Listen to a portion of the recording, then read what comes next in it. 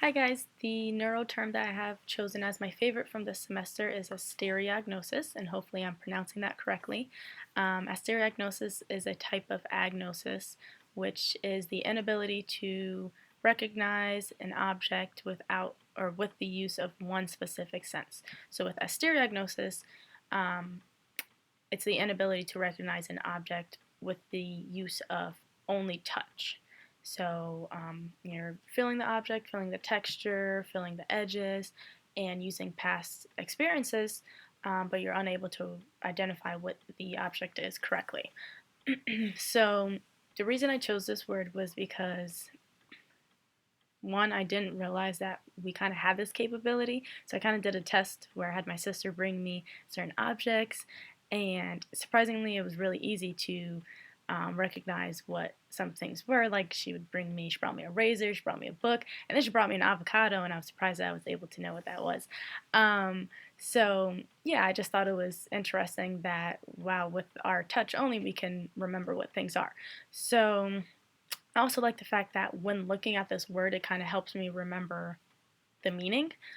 So in the word asteriognosis, I see stereo.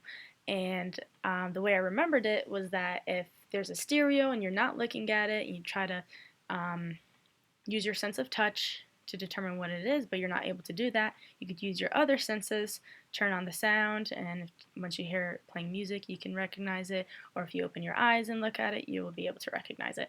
So that kind of made me realize that our senses are extremely important in conjunction with one another, but you can also use your other senses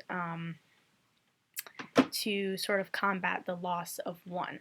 So, yeah, that's why I thought the word was really interesting, and it made me just realize how patients with these sorts of lesions have to do everyday things that they do on the everyday basis a little bit differently.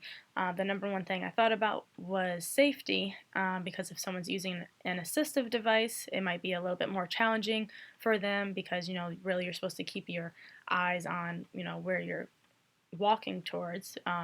But they might be wanting to look down to make sure their hands are placed properly, things like that.